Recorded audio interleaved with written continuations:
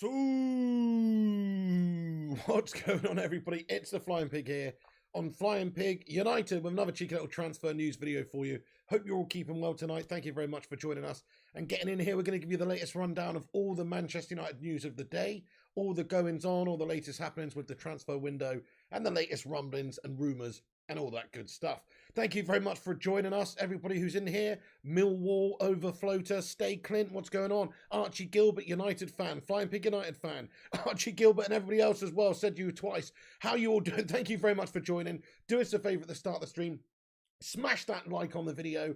Give it a share out there on social media. That's much appreciated. Thank you everyone who does that. And if you're new to the channel, smash that subscribe button. Get yourself in here with the community legends and get yourself involved in the live chat. And if you're on catch up later, get down below with your thoughts and opinions about anything we are obviously discussing here. Have your say, get involved. Come on then, United, let's go. So on the back of that game yesterday where we smashed up Aston Villa in the FA Cup. I say smashed up, it wasn't really smashing, was it? We were quite lucky to get through in the end, but hey, look, we are through to the next round of the FA Cup. Get in there, my son. Really, the big news of today is that Manchester United are close to going in for Dennis Zakaria, it seems like. Come on! Finally, we're actually going to go and sign a midfielder, it looks like. Anyway, things are looking positive. There's nothing confirmed as of right now. There's nothing definite. But here is, the latest bits of information we've got in regards to it. So, according to Sky Germany, we're in talks. There's nothing of a bid right now. There's nothing confirmed for, offers being made by Manchester United. Traditionally, what Manchester United don't like to do is do anything too public. They also don't like to, go in there with them. They like to get verbal agreements beforehand. They like to try and do that as much as possible and then go in and get the offer done. So, this might actually happen quite quickly if the offer does come from Manchester United, which it should. So this is positive news, guys. Come on, get in there. Hopefully we go in for him. There's still talks of other clubs going in for him too. This isn't completely plain sailing for Manchester United. I would think anyway, that if, there would be loads of clubs around Europe that have been alerted to the situation with Dennis Zakaria, that he's running out his contract, obviously, that the Mönchengladbach are prepared to take about £6 million for him. So you would think, that there'd be a host of clubs that would go in for this guy for that sort of money. I would think so anyway. There's talks of Liverpool having strong interest in signing him too. So there's very much a competition for Manchester United to sign this guy, in my opinion. But if United move quickly, if United go early, and a lot of clubs were potentially supposed to be waiting down the time that he's got left on his contract to maybe sign him on a free in the summer, which, if you can't do if somebody's going to go in and bid for him. So as soon as somebody does bid, maybe there will be other bids from other clubs. But also at the same time, if United go in early and get this job done quickly and sign him up, then we might better just snatch this deal. And it is an absolute bargain deal as well for this guy. He's coming into his prime. He's 25. Yeah, he's had a knee injury a couple of years ago. Maybe he struggled to get back into it. Yeah, maybe doesn't score that many goals. But in terms of being good on the ball, in terms of being good box to box, he does need to add obviously goals, because I've been looking at his stats and it doesn't look like, he's getting many goals, but he can drop back into the back line. He's a defensive minded player. He's physical. He can cover the ground. He can carry the ball, etc. So I do think that he is somebody that for £6 million, you can't really quibble with. You can't complain about that sort of money for somebody of this quality, because it's not really a gamble. He's not really going to be any worse than what we've got at the moment, if you ask me anyway. And he potentially could be a lot better for hardly any money at all. So yeah, United need to do this. Plus you've got Pogba maybe leaving in the summer. Some of these midfielders are not quite up to it. We know that. The midfield's the weakest part of this team. So some of these might be going at some point. So it makes sense to try and get some good new additions in here. I mean, this is kind of a Ralph Rangnick signing as well. It is a Ralph Rangnick signing if it happens, of course. And it's a player that's been linked to Ralph Rangnick since he's been Manchester United manager. And so, that's great. We want more Ralph Rangnick players. Like we said, if we're going to see a change in system and style, maybe he just doesn't have the players right now to play the gegenpress that we want to see, the style that we all want to desperately see. I think it's very much the case of him having to get players that he wants in order to fill those spaces in the team that he feels are the weakest, and get players in that he wants to obviously play his style. So this could be one of them, guys. This could be one of them. Get in there, by the way. Hopefully United do a bit of January business here. Not just get him, but get somebody else too. I mean, £6 million, that's chump change. And how much money is going to be on a week? I mean, not huge amounts, not hundreds of thousands of pounds a week. So you're talking about, getting rid of a couple of players as well. Maybe Dean Henderson. There's talk of Dean Henderson wanting to go out on loan. Makes sense. Didn't get featured in the FA Cup game again the other day. Money off the books. Tony Martial, that guy's got to go somewhere as well. So that's money off the books. There's players who are running down the contracts, of course, but some of those, like Lingard, Pogba, you never know what might happen there. So, I think that United have the opportunity here to get rid of a couple and get a couple of cheap, good options in. This is just a brilliant signing, whichever way you look at it. They could sign him tomorrow for £6 million and then sell him in the summer for £20 million. It's not exactly a bad, it's whichever way you look at it. This deal is absolutely brilliant for United. It's chump change. We've got an update here from, by the way, everyone, if you're getting in here, I can see there's lots of you legends in here. Thank you, Mark Coughlin, James T. He says apparently Zakaria is injury prone. Yeah, I mean, he had a bad knee injury a couple of years back, I think, and he he has struggled since then. We'll have a look into his stats shortly and talk about his appearances and that kind of thing, and just have a look at what sort of player he is as well. But this is an update from Fabrizio Romano, which was yesterday. This was yesterday, by the way, that he said this, which was, this was as of yesterday. Manchester United have made no bid for Dennis Zakaria as things stand. The option has been discussed as he's appreciated by Rangnick, but there's still no official bid to Borussia Dortmund. More than 4 clubs are already working to sign Zakaria as a free agent in July. Open race. So, I think if Man United can move quickly and not try and sign this guy on a free, just pay Mönchengladbach enough money to satisfy them that they're going to make a decent amount of money rather than lose the player in the summer and compensate them for the player they're losing between now and the end of the season, then Dennis Zakaria is, it's realistic. So also we have an update from Germany.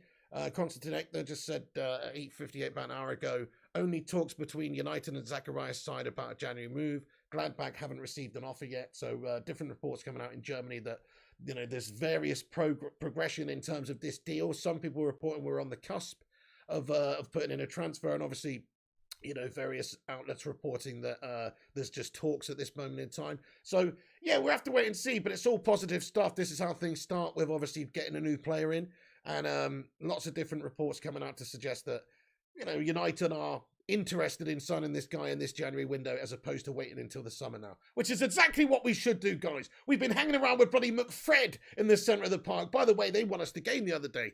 But aside from that, they were shy. But to be fair, and they've been gashed recently. We know they're good squad players. I'm happy to have them backing up the rest of the team, but they're not first team standard to be going into battle against the top teams in Europe or in the Premier League, or even just medium average teams, really. They're just squad players. So we've got to improve the midfield. This is one step in the right direction. Look, we're not going to sign, Lionel Messi, Cristiano, Muhammad Ali, Bruce, fucking Chuck Norris or anything. We're signing Dennis Zakaria, who's a good midfielder who is, for £6 million, 25, could sort of reignite his career, take it to the next step as well. He has had injury issues. So I think this is, whichever way you look at it, if we could sign him, even if he turned out to be a flop, you've got to speculate to accumulate. You've got to take the chance. You've got to try and make the signing and make the improvement. And he could actually really improve us. So we've seen what happens with players from the Bundesliga coming over to the Premier League. It's often not a very good adaptation period for them. They usually struggle. They tend to have a drop-off in goals. If you look at people like Kagawa, Mkhitaryan, or a lot of the Chelsea melts, obviously last season, Werner, Havertz to start. Obviously they're doing better now. But, to begin with, it's a baptism of fire coming into the Premier League. It really is a very tough physical league, and it's very competitive across the board. So, he might not turn out to be as great as we all think, but if you look at him, if you do your research on him, he's a good player coming into the best years of his career. So, so Sky in Germany, I think, reporting that Manchester United are close to a bid as well. Man United and Liverpool reportedly interested in Dennis Zakaria's services. So there is competition from Liverpool there, of course. Fabrizio Romano did say that Dennis Zakaria's agents had conversations with Manchester United in December. So, it's not very long ago, is it? Conversations already had. Maybe they were looking at the summer, but because of the situation and what's happened, maybe they're, prepared to step that up. And because of what's gone on, I mean, there were reports coming out a little while ago that, he wasn't likely to go anywhere in January. And then all of a sudden, a few days later, there's talks that he'd be available for £6 million. So a move to the Premier League is now on the cards. Borussia Mönchengladbach are reported to be okay with taking £6 million, or it might even be €6 million. It depends. I mean, obviously, it depends what they settle on, but it's not a lot of money that you're talking about here. Even if it's £10 million, crikey, what a great signing for that money. You cannot really go wrong. So, yeah, it's only talks at the moment, guys. That's basically the situation. Manchester United are in talks with Borussia Mönchengladbach, for the transfer of Dennis Zakaria, but that's all it is at this moment in time. Those are the reports that are coming out from Germany. So he's continued to be linked to the Scousers. Obviously, they could do with him as well. But I think if you actually, there's an interesting piece on Manchester Evening News tonight, which is just 3 reasons why Dennis Zakaria should join Rangnick, and obviously the main one is playing time. So obviously with our midfield it is pretty gash, and we're struggling for starters. I think we've got a lot of squad players, no actual proper meaty starters to come in there and boss our midfield for the big games or week to week in the Premier League. And so we need somebody like, you look at Matic, he's aging. If you look at Donny, he's a good passer, but physically maybe he's not quite there for a Rangnick system. He doesn't seem to favour him at all. He might be on the way out, you never know. Fred and McTominay are the closest to what Rangnick wants right now. People who can cover the ground, people who are more physical. Fred obviously is quick. He's got that burst of pace over short distance. He's tenacious in the challenge and winning the ball back. And McTominay's good box to box, bit better going forward, has more of a range of passing and stuff. But both of them are not ideal. Whereas this guy, he being a good ball carrier, box to box player, defensive midfielder who can drop back as well. He could instantly slot in basically to our system, playing in a holding midfield is what I'm saying. So if you're playing a 4-2-2-2 or a 4-2-3-1 or whatever, he should be absolutely right as rain, right at home there. And if you partner him with somebody maybe a little bit more creative as well, I don't know, I'm just thinking Donny here, but that's just based on who we've got. But let's just say Pogba when he's fit. Zakaria on Pogba, if Pogba's actually on Pogba's, if he's actually Pogba, I'm just using Pogba as an example of a creative player, not actually Pogba, but if those two were, on there, if those two were on it, what a great physical midfield you would have, but also the ability on the ball. So you'd have the best of both worlds there. So yeah. So that's a big reason. But anyway, so I'm not going to get into the other reasons, but the first reason, in my opinion, is he would get a lot of game time at Manchester United because we're desperate for a fucking midfielder, aren't we? And it's obviously a good opportunity for him. We are maybe on the cusp of getting back to the glory days. We've been saying that for years, but we've got a good squad. We're just missing a few pieces. We've been saying that for years. We're absolutely shy, aren't we? We've been saying that for years too. But I go on transfermarket.com and I look at the amount of money that he's valued at right now. And, he's a £20 million player, really. But obviously, because of the amount of time in his contract, he can leave for nothing in the summer. So they're going to have to cash in. Let's have a look at his statistics, guys, just out of interest to see what he's been up to over there in the Bundesliga playing for Borussia Mönchengladbach. And 15 appearances so far this season, 2 goals, 1 assist. Pretty mediocre stats, but then again, he's playing at defensive midfield. What's quite interesting to note about this guy is that throughout his career, he's played 152 games at central defensive midfield, so sitting like in either in a holding midfield or just in front of the back line.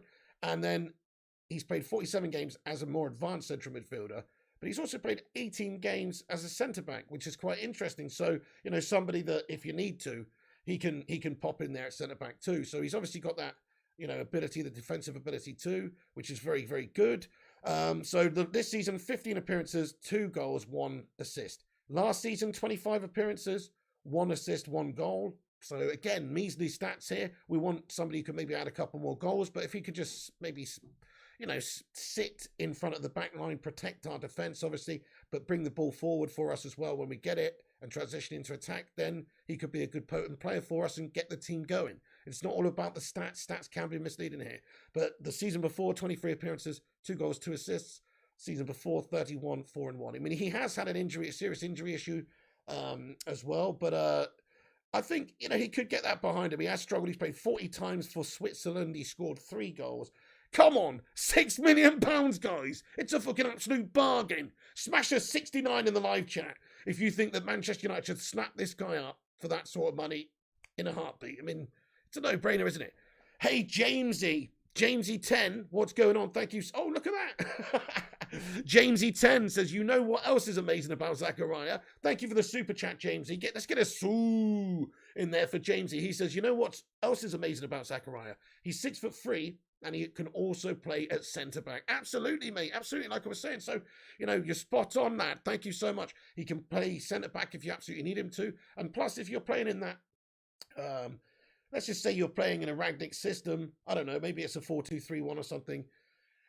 And you've got a wing-back bombing forward. You know, he could just drop back into the back line if the opposition win the possession back. And, you know, you've got our defender, Slabby Maguire, that could go over and cover the space, you know. So that's good. He's got that defensive ability, which is important. We've been lacking that also. We haven't got the right fit there perfectly for any of them. I think Matic is good defensively, but he's 33 now. He's nearly 34. He's getting on. He's a Frankenstein. He's slow. He's old. He's rusty. He's a tin man. And it's hard for him to really keep up with the young whippersnappers these days. And I think that's really why, the only reason why he's not as effective. I think he used to be, a few years ago, 29-year-old Nemanja Matic, absolute boss.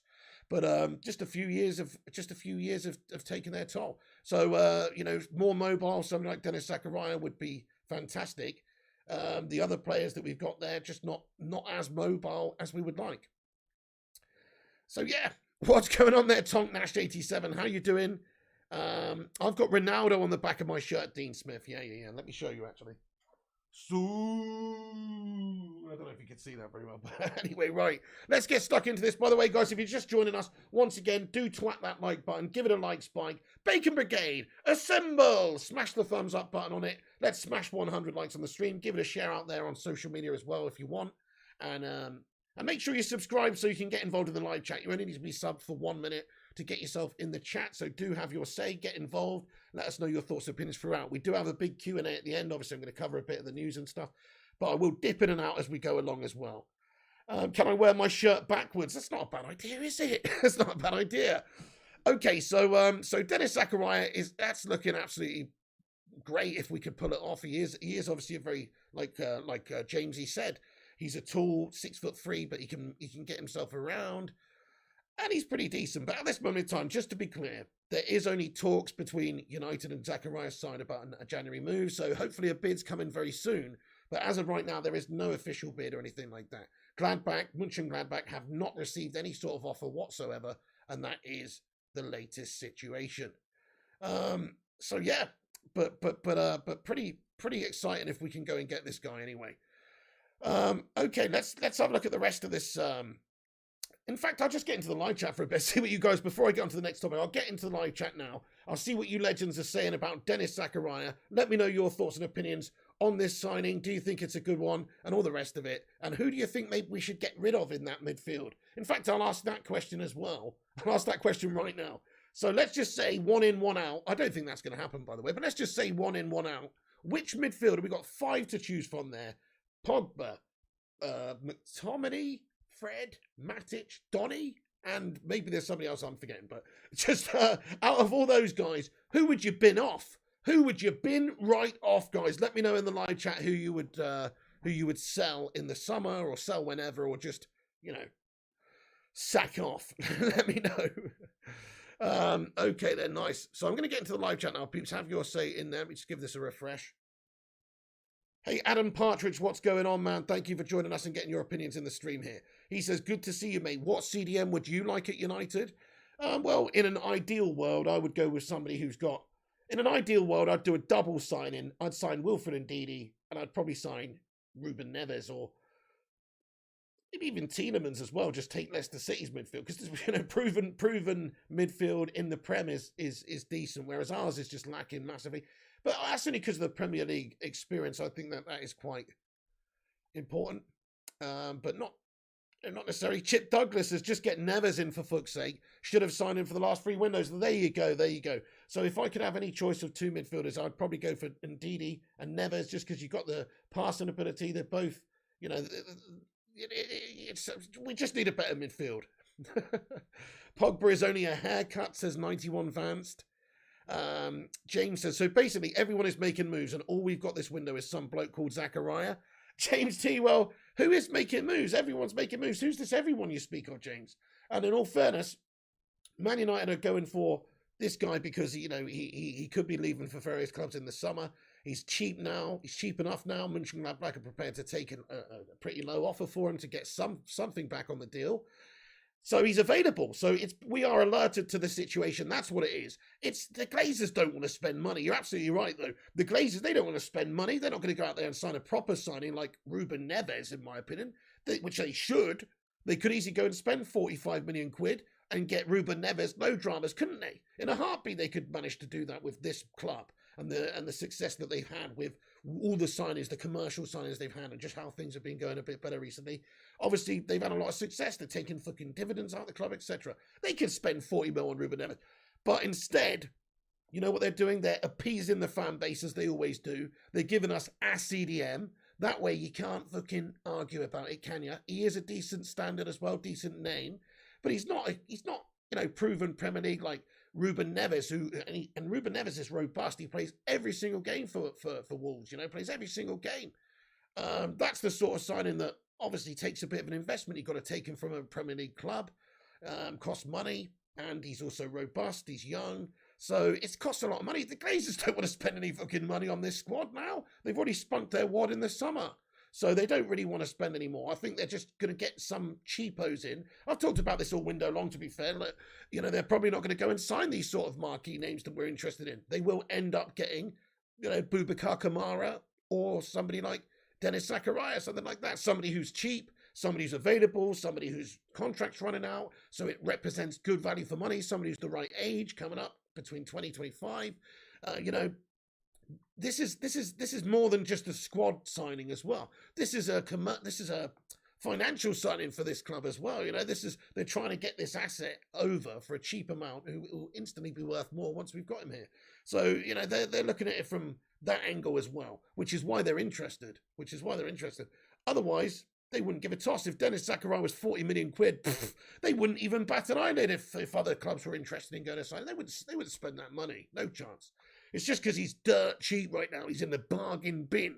That's what it is. Man United are, as a club, unfortunately, with our owners, even though we've got such a great history and such great fan base and all the rest of it, we have to shop around in the bargain bin. Genlo comments, Zakaria is a good purchase. He could do bits for us. Oh, I agree. By the way, when I say shopping around in the bargain bin, I just mean with this player that he's obviously dirt cheap. He is a bargain right now, so he's in the bargain bin. But actually, as a player, he is a good player. I think he would be good for us. He can't be any bloody worse than what we got now.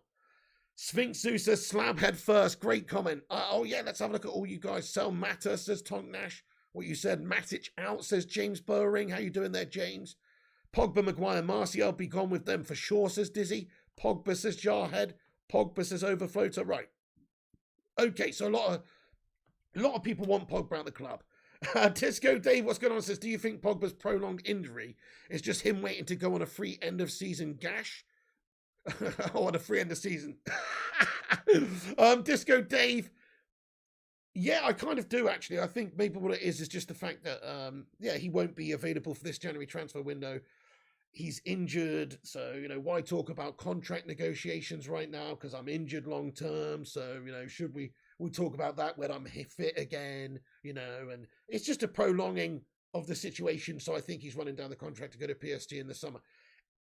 I wouldn't necessarily think that if his agent wasn't a complete pie-fingering meltbag named Mino Raiola, because he is obviously a money-grabbing bastard. Let's be honest.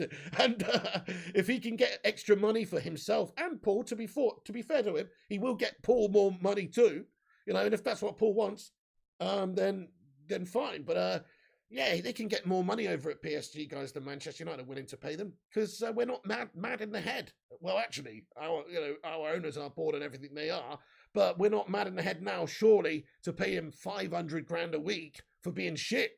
Because that's what PSG will end up doing, to be fair. 500 grand a week to be bang average in a farmers league. Go and join all the other prima donnas over there with pitchforks. Fair play, mate. But United shouldn't be paying anywhere near that. United should be paying what? £300,000 a week to Paul Pogba, I think. He's on more than that now. So contract negotiations go like this. Ah, Mino Raiola, you big pie fingerer. What's going on? How much money do you want? 500k for that guy? We'll give you 300k tops. And he goes, okay, we're going to PSG because there's nice French pies to finger over there. And you go, okay, then buy. That's basically the conversation, isn't it? How can you can't, how can you do it any different, really? It has to be the case of there's got to be value for what we're getting here. Pogba doesn't, he might put value into the brand. I agree with that. He's got a big presence. He's got, marketability. He's got a lot of people who follow him. He's probably a hero in France, World Cup winner, all the rest of it that goes with that. You know, he is a big star. He's a star player. Even though he's shit, he's a star name. And so there's a lot that goes with that. But from actually putting value into the club from a playing point of view, he's actually Billy Bang average, isn't he?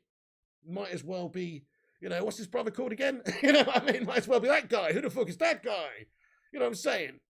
So Florian Pogba, yeah?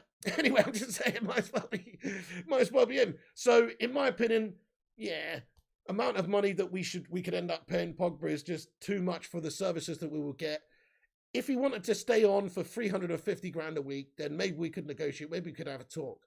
Because he is a good player, but unfortunately he's just too inconsistent. For me, he's not worth it because he actually just stops you playing somebody else. That's the problem with Paul. He is one of the best players in the world about 25% of the time. And then 75% of the time, he's dog turd shite. Let's be perfectly fair now. So, yeah, he just stops somebody else taking the place in the team. If he was gone, if he left for PSG, if he went in the summer, then that would free up the position, wouldn't it? And then maybe we could establish somebody in there who's maybe not such a big prima donna melt. Maybe somebody that's not on so much money and doesn't perform and hardly turns up. Maybe it'll be somebody that does turn up. Maybe it's somebody that does perform, that does care and wear the shirt and put a shift in week to week and is consistent. That's my dream and my hope, is that we get rid of Paul Pogba and find somebody consistent in there. So, yeah, in all fairness, guys, Pogba's been bang average for United over his career. There's been one or two decent seasons in there. Don't get me wrong, it's not been completely bad. It's not all bad, but just for somebody who has to wear that shirt in the centre of the midfield and play week to week, he's not consistent enough for us to rely on. So we have to make way. We have to get somebody else in who will be consistent for us. I'd rather a Michael Carrick type character over a Paul Pogba every time. He's just going to be more consistent, So, okay. What year did these money grabber agents come in? That's a good question, Philip Chapman. Asher Katana says, we need Zakaria, great player, good defensive work. He's a gegenpresser. This is the CDM United need. Spot on, yes, we absolutely agree. In terms of like stylistic, what Rangnick's looking to build towards, a bit of gegenpressing action is he's more fitting to that system than what we've got at the moment. I fully agree with that. I do smoke Olap Bus 98, mate. Why can you tell? I've got a little bit of a sore throat today, mate. Solskjaer 99's in here. Good evening to you, boss. What is good, my friend? Thank you, everyone, for joining us. We're nearly at 100 likes. Appreciate you all getting in here. Please do us a favor and smash that thumbs up button on it. Let's blitz 100 likes. And if you're new, smash the subscribe and all that. Right, okay, thank you for subscribing, James E10, by the way. Yeah, do what James E10 done and hit that sub. You know it makes sense. Right. So, Dennis Zakaria, guys, that's positive stuff. Very positive. I'll just stick in the comments section for one moment longer. I'm going to get rid of that. Stick in the comment section for one moment longer, and then I'll get on the rest of the news. There shouldn't be any conversation about Pogba. He can't leave soon enough, says Kingsdale. I'm with you, pal. Ronaldo jersey backwards for me, please, says Dean Smith. Yeah, no. You want me to do that midstream? Are you mental? I don't understand why Ralph says about keeping control, but then he picks players who are shit in possession, says Maximilian 7. Yes, well, that's a fair point, but what is his other option, though? So his other option is to do this, to play people who are not shit in possession in midfield. But guess who we've got at that? Donny and Matic. And even those guys right now, are questionable. It's not like we've got Carrick and Scholes to call upon there, is it?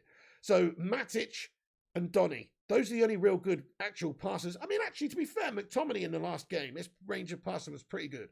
I actually thought he played pretty well in the last game as well and passed it around all right. But overall, his passing standard is not good enough. We need control in the midfield. But you need, if you're going to play gegenpress, you need good physical players who are, pretty physical, pretty quick and or strong. And you need, the ability to press as a team. And so when you've got players like Scott McTominay and Fred, they're good at certain things, but they're not good enough for everything. And you need a good balance where if you're going to play gegenpress and have that physical team, you need a good team. You need good players who are good enough on the ball that when you do have possession of the football, they're not just going to give it away every 2 minutes. They need to be able to create with their possession. And so, yeah, you can't rely on people like Fred and McTominay, because as good as they are, they do run a lot. They do run around a lot, and they do press and stuff like that. They're just not good enough controlling the game. They're not good enough on the ball. So the ball is given away too much, I think. Hypha Venerian says, I tried a 4-2-2-2 at my gas meter factory line. They ended up making a horse. I don't really get it, but Mr. Ipswich Town, thank you for the €5 super chat, mate. I appreciate that. Let's get in there. Everyone get a cheeky little soo in the live chat. Thank you very much, Mr. Ipswich Town. He says, late Happy New Year, Pig. Shocking how United are playing. No offence. Hope all is well, Pig. Enjoy a pint on me. Love from the Republic of Ireland. Get in there, my son. You're a fine man, Mr. Ipswich Town. Thank you so much. Let's get a soo in there, everyone. Thank you very, very much. Happy New Year to you too, bro. Yeah, it is a little bit late. No offence taken, mate. To be honest, what you're saying there is absolutely true. Shocking how United are playing is what you said. I can't disagree with that, man. Let's just be totally honest about the last game. Let's just go back to that scene as you mentioned it. That game, I'm sorry to say, that game against Aston Villa was actually embarrassing for that second half. Because we played like a bunch of fucking minnows in the cup away from home. We're the fucking home team. We're Manchester United. We're playing like a bunch of fucking sardines out there. It's actually ridiculous. So, yeah, I think, God almighty, we've got big problems. We need to change that up massively. We got them again in the league at the weekend. We've got to change things up massively. Otherwise, it's not going to be hard to work out how to beat this gash. In fact, Aston Villa are probably really unfortunate, not to get a draw and go into extra time and all the rest of it. So Man United rode their luck in that game. They did defend, they did hold on. But why are we defending and setting up like a bunch of fucking minnows when we're Man United at home? That is fundamentally wrong for me. We should be on the front foot trying to get that extra goal, trying to get that 2-goal cushion. That's what we should be trying to do. So really don't understand it. I just don't understand it. I don't understand what the fuck's going on with United at the moment and why Rangnick is setting us up the way he is, because it's like he's got the Ole Gunnar Solskjaer handbook out and that's what he's referring to. It doesn't really make sense to me. We're not playing with a new style or any progression towards that game system. But what I will say for him is timing is a big problem. He hasn't had long. And also the squad, we got a lot of underachieving melters in there. Maybe if people like Rashford turned up and actually played decent to a decent standard and gave it their all, then maybe we would be a lot more effective. And also, like I say, if he actually had his type of players that he wants in that midfield, we're getting overrun most games. They're not physical. They're either not physical enough, and if they are physical enough, they're not good enough on the ball. So we've got nobody who's good enough at everything there to do the job in Rangnick's system. Once he does get the players he needs, like Zach, let's just say he signed, Zakaria and this Amadou Haidara guy, and we've got two really good physical midfielders there, Rangnick style, then maybe he'd be able to have more confidence in playing a Rangnick style system. That's what I think. So yeah, it's pretty difficult for him. He's only an interim manager. He's here for 6 months. He might be here longer if he turns us around, but at the moment, if it continues like this for the rest of the season, I don't think anybody's really going to be convinced. He's got to get this team firing, and in order to do that, he needs a bit of help from the board to be able to sign a couple of players in this window.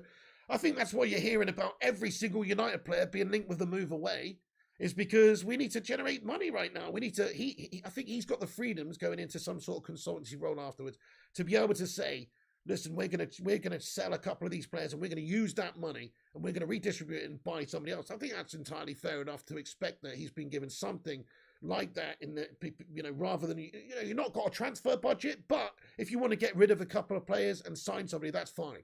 So I think that's why, you've got Donny potentially going, Dean Henderson potentially going, Lingard, Martial.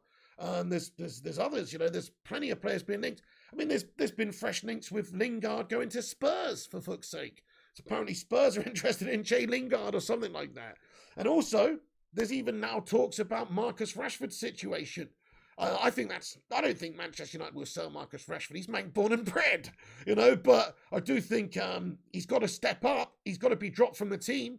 his performance yesterday was worrying because there was a couple of times in the second half there where he's just given up. He could run on, he could try and close down the opposition. He just stops, he just gives up. That's a massive worry. That's a mentality thing. That's an effort thing.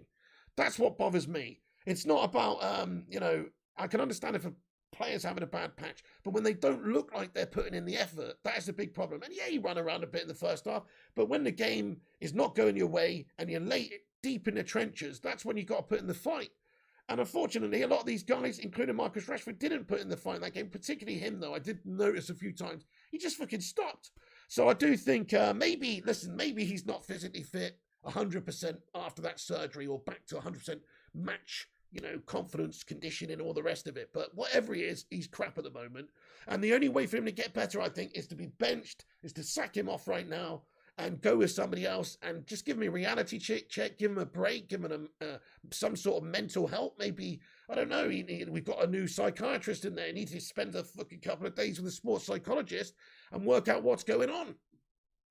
Because he's just not effective at the moment. He's indecisive. That's a problem with him. You see him get into good positions. He actually got in good positions in the last game against Villa, but he doesn't do anything with it. He's caught in two minds. Does he shoot? Does he pass? And he doesn't do either. So, he's very much struggling at the moment. But the only fix, I think, is not to stick with a player who's out of form and proven to be rubbish at the moment. It's to bench him, drop him, and give somebody else an opportunity and make him realise, you've got to fight. You've got to fight. You've got to put in the shift. You've got to put in the effort. You've got to put in the work. And as much as I love Marcus Rashford on and off the pitch, if he's not prepared to do that, then nobody's special. Nobody's bigger than the club here. So you've got to do that as a bare minimum at Manchester United. And if you're not going to do that, if you're not got the right attitude on the pitch, then I'm sorry, you're going to have to get sacked off. I don't want him to go. I think he's going to be a good player for us in the future. But he's on the verge of becoming another Danny Welbeck, man. He's really quite close. He's not far away from being a Danny Welbs, this kid. Danny Welbeck had all the potential, did good for us for a number of years, but just never really reached those heights that we need. Never reached the heights that we need. And that is what, if Rashford at 23 is on the verge of doing, unless he actually sorts himself out, gets his head in the game, starts performing to the best of his abilities, because we know he can do it, and doing it pretty consistently. He doesn't have to do it every game, but he's got to do it more often than he is. Hey there, Theorem. I'm good. Thank you very much for asking, dude. Yeah, Dizzy Red Devil says ESPN's reporting that United will give Rashy a new contract in the summer. Thank you, Dizzy. Let's get on to the Rashford news then. So we've got a bunch of stuff about Rashford. So, so this is reported tonight. Marcus Rashford has 18 months left on his contract, £200,000 a week deal. Crazy money, to be fair, to give a young man that much money, years ago. But still, although United have the option to extend it by another year, so it could be, 2.5 years, and negotiations are expected to begin before the end of the season for us to sign him up to a new contract. So that is what is generally the situation. But of course, because of his recent form, there's just speculation that, I don't know, he's jaded or whatever's going on. I don't really know what's going on. But Man United are keen, this is from Mark Ogden as well, Man United are keen to spend a period of time focusing on regaining his fitness at the expense of off-field pursuits that have seen him earn widespread praise and recognition for raising the issue of child hunger, homelessness and poverty in the UK. So, that's from Mark Ogden. We don't know the inner workings of the club, but essentially Rashford probably should do that. He should spend a period of time just focusing on regaining fitness. If that's what it is, if it's a fitness thing, if the reason why he's stopping in that second half is because he's actually shagged out and he's shattered and he's feeling like unconfident that, I don't know, his muscle or whatever is going to hold up, I don't know what it may be, some psychological thing that's holding him back, then that's one thing. I can deal with that. But if it's something else, then, he needs to be dropped. I'll ask you in the live chat, guys. Let me know your opinions. So would you keep playing Marcus Rashford, or would you drop him? So play or drop. If you were Ralph Rangnick right now, what would you do? Would you try and just hope that he plays himself back into form and select him regardless of him being absolutely gash and even looking almost disinterested at times in that second half? Or would you bench him, drop him, give an opportunity to somebody else, allow them to come in, maybe run with it, but also to give him a break, also to give him a bit of a reality check that he's going to have to fight for his place just like anyone? Norfolk says yes. Thank you, Rushmano. He says, smash a like for the pig. Yes, guys, if you just joined in the stream, do drop a like. It's free, and it helps us out compete with the clickbait merchants and corporations. So do us a favor and smash that thumbs up on it, share it around, and all that good stuff. Share it on your social media, Twitter, Instagram, Facebook, OnlyFans, Toilet Wall, wherever you can share it, please do. Thank you very much. Drop says talentless. Drop says Norfolk Pyro. Drop says Dizzy. You'd play Rashford and drop Greenwood to support goals. Interesting. Well, Greenwood's also shown signs of, of being a little bit sloppy lately. But actually, he's, in the last game, I think he was more committed. He still showed glimpses of brilliance where he's just beating a defender in a brilliant fashion or something. Drop says Amit Kumar. Read my comment if you can. Piggy says 133. Oh yeah, you believe it's one of the reasons Rangnick brought in a psychiatrist, right? Okay, yeah. So he did bring in Sasha Lenz, isn't it, the psychiatrist who's who's tasked with trying to get this Manchester United team mentally fit, which is fucking difficult, isn't it? Crikey, man. That is a difficult thing to do, because I think that is one of the biggest things at United. It's like these guys, they just can't handle the pressure. It must be difficult, I get it. You turn up in your fancy cars, go home to your fancy houses and knob your fancy wives, and you get up in the morning, and then you got to go and play a game of football. And, you've got to give it your all. I know it's fucking hard, isn't it? It's fucking hard, isn't it, guys? I mean, I know it's difficult, but no. I mean, some of us actually have real problems, not just being shit on the football pitch. No, I'm just joking. Listen, that's not what everybody, it doesn't matter how much, if you've got stuff going on in your life, and to be fair to somebody like, we're talking about all players here, but somebody like Marcus Rashford, he does seem somebody that could be affected by things off the pitch because he's quite a compassionate individual. He does seem pretty like, what's the word? Conscientious? Is that the right word? Of stuff going on. And obviously social media these days as well is such a thing where you lose a game, you have a bad performance, and then everybody's on your back. Mentally, that must come into it. I get that. You're in the spotlight. Mentally, that must come into it. You've got to step up in the next game. Otherwise, your whole fan base is going to be back on you again. And when you don't, that feeling must be awful. And just that added pressure, there's that expectation there. But to be fair, I'm sorry to say, but that's how it fucking should be. There's nothing different about that from United 20 years ago before social media and United now. I'm sorry to say there isn't. United fans have always been passionate and always wanted their team to succeed. And if they didn't, they always fucking let them know about it as well. And so, and also, yes, you win, support the club, win, lose or draw.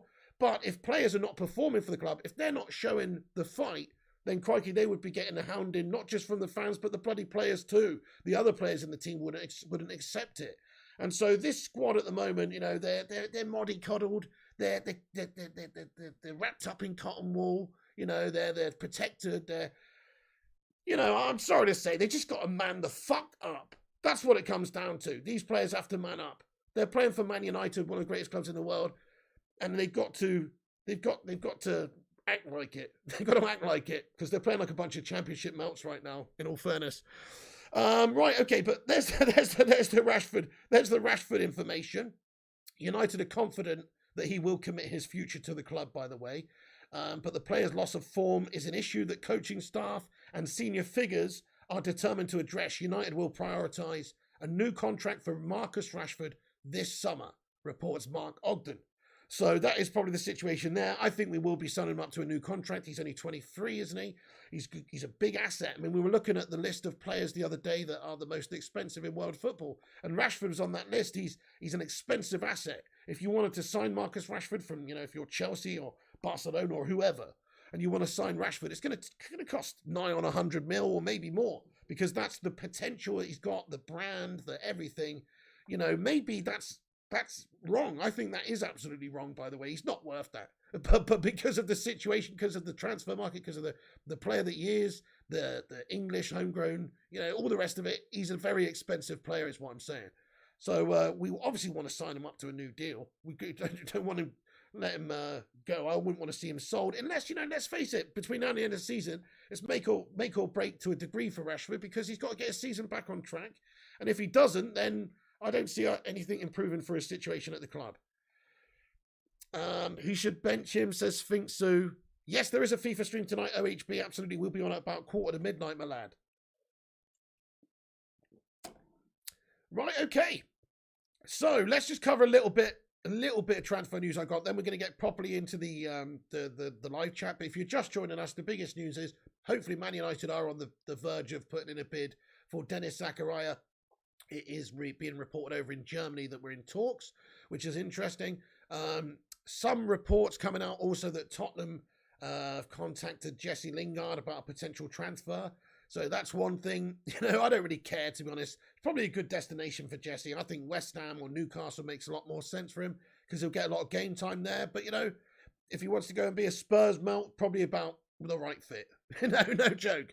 But apparently he's got this is from Simon Stone from the BBC, he's got no intentions of leaving Jesse Lingard in January. However, his lack of game time at the club this season has been a major disappointment to him after Solskjaer promised he would get more opportunities this season. So obviously Rangnick coming in may have changed the situation. If there is an offer from, a club like West Ham in this January window, surely he'd be prepared to go. He's not just going to want to fester away between now and the end of the season, not playing football and not getting potentially in that England setup. Then again, that is not till December. So if he did join a club in January, he'd be able to play some football, I guess. I'm not sure when the season ends and starts in near and around the World Cup, though. But yeah. So Jesse Lingard, no intention of leaving in Jan, apparently. But if there's an offer that comes in, you never know.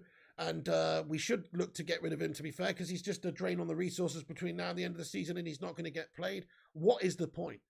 What is the point of paying this guy 100 grand a week to sit there and go meow and all that? What's the point? He's barely playing, so just let him go for peanuts. You might as well sell him for, we're bringing Dennis Zakaria in. We're such an arrogant club. I love it in some ways, Not arrogant, just better. No, but I mean our board and our recruitment team, fucking arrogant, mate. They want to go and sign players for peanuts. Dennis Zakaria, go and fucking bend over Porto for Alex Telles last day of the window and all this. They want to do all that. But they don't want to sell Jesse Lingard for 5, 6, 7 million pounds. Just like we're going to get Dennis. Just fucking get rid of him. Just sell him to West Ham for 3 million pounds. Who cares? He's not going to play between now and the end of the season. And he's also just costing us £400,000 a month as a club, which we could use on somebody else's wages who would actually make this club better. We've got a bunch of fucking idiots running this football club, man. Bunch of fucking idiots. There's definitely clubs interested in Jesse. What do you think? There's Newcastle prepared to pay money. You could get a bidding war going on with 3 clubs for Jesse, and he could get what he wants. I get it. Maybe he could get a few extra coins more in the summer if he goes on as a free agent. But come on, that's not the reason why. I just don't understand. Yeah, get rid of Lingard, says Eamon. Lingard, get rid of. Yeah, absolutely, Eamon. Here we go, Zakaria deal done. Not yet, Asha Katana. Not yet, bud. Right, okay. So, guys, hang on a second. Interesting. Wow, okay, we got breaking news, guys. Breaking news. Well, it is breaking news here. Wow, shit. Oh, fuck. Shit, man. Well, right, okay, yeah, we did say this yesterday first. Absolutely, you're right. Rushmani, we did say this yesterday, mate. Holy shit. Right, okay, we got news, guys. We got news. Here it is. No, that's not it. Oh, shit. Hang on a second. Sorry, I've cut that wrong. Wait, let me cut this right because I need to credit Mr. Fabrizio Romano, who's given us an update 3 minutes ago, guys, which does say this. It does say that AC Milan are working to sign a new centre-back. Eric Bailly, one of the names on the list, first approaches started for Manchester United player. Nothing advanced yet. Holy shit. So, fucking Bailly to AC Milan. Oh, shit. I've knocked my drink over. But hang on. I've just got to update the title there, mate. That's crazy. Sorry, hang on. Hang on a second. Wait a sec.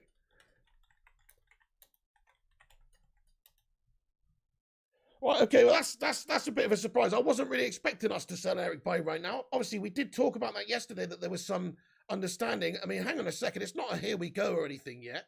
Nowhere near. But AC Milan are working on signing Eric Bailly, one of the names in the list. First approach has started for Man United player. Nothing advanced yet. Abdou Diallo's also a candidate in case Paris Saint-Germain will let him leave on loan.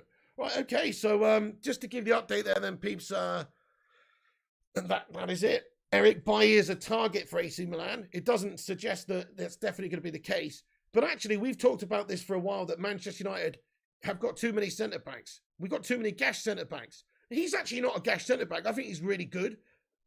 I'd actually rather him play than almost anybody else, apart from Varane. It's just the fact that he's injury-prone, and that is an issue. And also, because he's injury-prone, you can't rely on him. You can't really give him a starting spot every single week. You've got to manage him maybe a little bit more than the average centre-back as well, like that, fitness-wise. And because of that, it is, it's not ideal. And we've got too many of those types of players as well. Varane is also an injury-prone player, so you could never rely on a Raphael Varane or an Eric Bailly partnership because they're both injury-prone. So there's always going to be players coming in and out. It's just going to be, they're not going to have that solidity, that frequency that you need. I don't think so. Lindelof, in my opinion, has made big improvements this season. I don't really want to see him go anywhere. I actually think he's a decent backup. And plus he could, I don't see why he couldn't play a little bit more advanced as a CDM. We've talked about that, but it's not going to happen. But hey, I think he's still good. I think he's good on the ball, great passer, all the rest of it. Defensively, he's not the greatest in the air and all that kind of thing, but I still like him as a player, as a squad player. Let me just add that. As a squad player, not as a starting centre-back.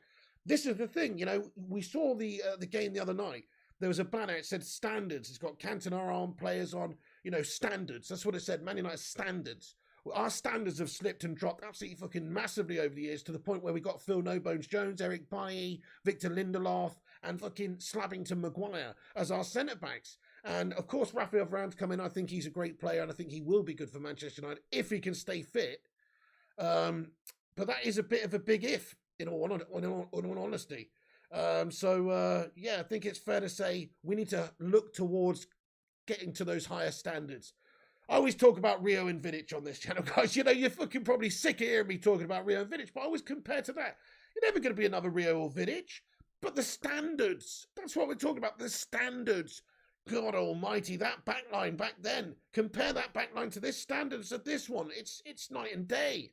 I mean, this is lower league standard, and they had, well, compared to what they had. So, we need to look to those standards. Raphael Varane's a step in the right direction in those standards because he is a multi four-time winning Champions League player, won the World Cup in his prime.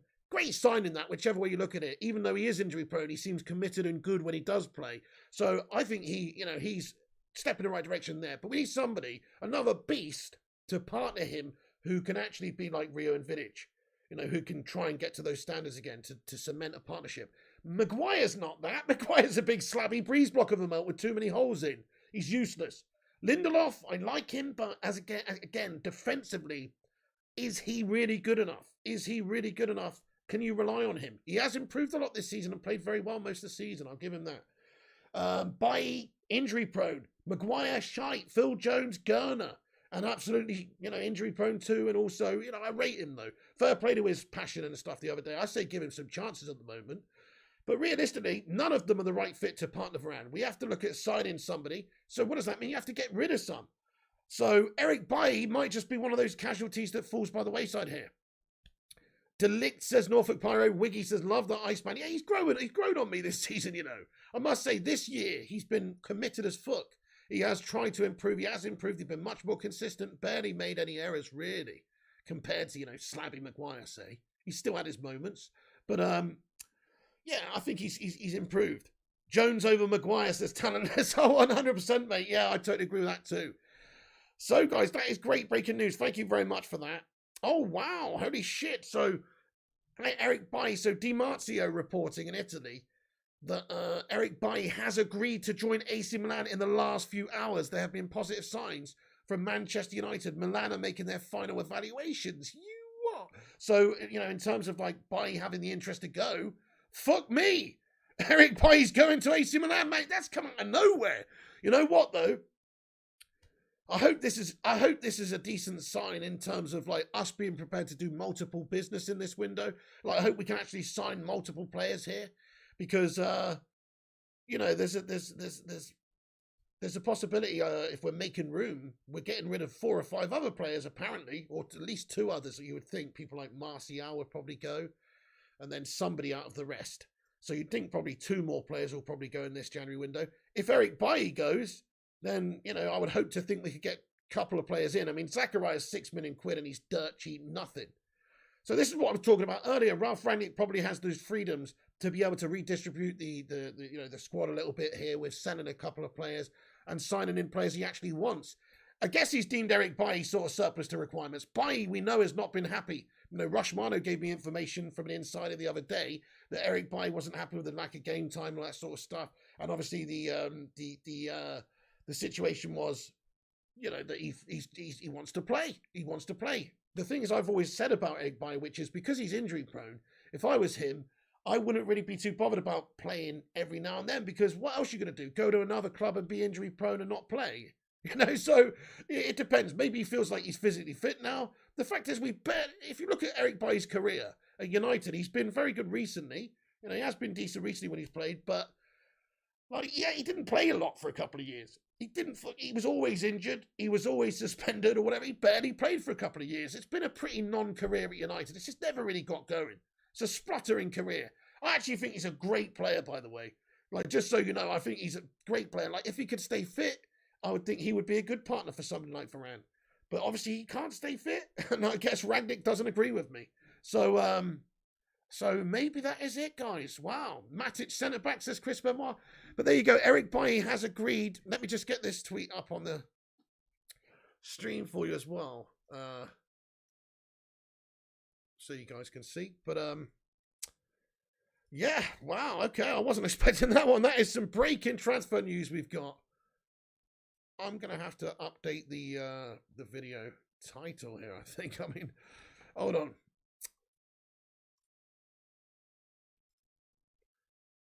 Okay.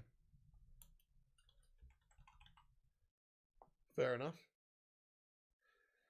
That's really, I don't know why that's just really thrown me that as. I just wasn't expecting that at all.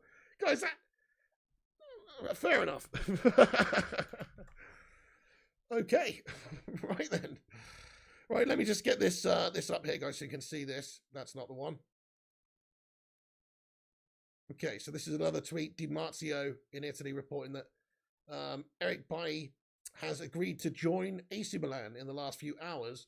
There have been positive talks to sign from Manchester United. Positive signs from Manchester United, sorry. Milan are making their final evaluation. So as we said, there's nothing absolutely done and dusted here. But it does look like it's pretty... I don't know. It's pretty advanced from Milan's point of view. They're interested. Wow. Okay, then. Get your thoughts in, guys. Let me know what you guys are thinking about this one. I mean, it's a surprise because I think there's probably players... I'm pissed off that why haven't we offered them Slabby Maguire?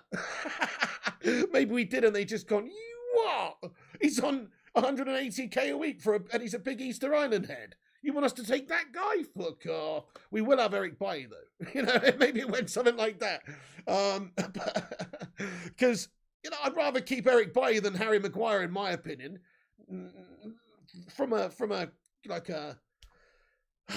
homegrown point of view, the fact that he's a big part of the England setup and he is a big asset for Manchester United. It's harder to sell in January, so that's not realistic. But I'm just saying, it's a bit of a surprise Bailly's going. I'd rather keep Bailly than Maguire. Yeah, Madhouse says Bailly goes, so Maguire stays. We're doomed. We're going to end up with a bloody Easter Island head again in the centre back position. What a joke! What a joke, guys! That's terrible news. Unless we get a centre back in this window, I mean that's a surprise. Maybe we can sign a centre back in this window. Who knows? Guys, do us a favour. We got breaking news on the channel here. Do us a massive favour. Give it a share around. If you could click share on this video and post it on Twitter or whatever, we might get a few more people in here because this is breaking right now. Do us a favour as well and smash that like button. That'll boost us up the old YouTube algorithm too. And if you're new to this channel right now, smash the old subscribe button. We're on here every day giving you all the latest Transfer United news and stuff. We'll be on here tomorrow giving you the day's news and the evening's news as well. So do come and join us. Have your say. Get yourself involved in the chat. Just click that subscribe and click the bell. Right then. So I'm just going to jump into the live chat for a few minutes. Haroli, what's going on, bro? He says, don't even think Newcastle would take Slabby. It's so true, isn't it? He's like Phil Jones 2.0, like we keep saying. Nobody wants to touch him because he's just too much money, overpaid, and he's gash. I know, United just price our players out of the market a lot of the time. We really do. I mean, the fact that Marcus Rashford is on £200,000 a week now, that's crazy. If you ask me, Rashford's on 200k a week. Just think about that, guys. 10 mil a year. What? As a young, when did he sign that contract? Does anybody remember? Was it last year or was it the year before? I don't know, but just seems like too much too soon. Rashford did do well for the first couple of seasons he was here, but wow, I mean, that is an insane contract to pay a young lad like that coming up who's not even really hit those heights yet. That's big money. And of course, Harry Maguire, 180,000 a week he's reportedly on. That's crazy money for somebody like Slab. Crazy money. Thank you, Herodi, for sharing the stream. I appreciate you, brother. Nice one. Eamon Barrett says it depends on who comes instead of Bailly. Yeah, well, I would hate to think that we're selling Eric Bailly and then going out there and, getting Dennis Zakaria and just using that money and just getting Dennis. I would like to think we'd have a bit more ambition than that this window. And if Rangnick is allowed to sell players in order to buy players, then I'd like to think he could have a shuffle around and he's allowed to go out there and sign, a couple of players, one player plus this guy. One player plus Dennis Zakaria, especially if we get rid of Eric Bailly and some of the other players that would go in. Yeah, exactly, Rushmano. Yeah, listen to what Rushmano's just said here. Thank you very much for the super chat there, Rushmano. I'm just going to get that up on screen, actually, because this is a very good point you made.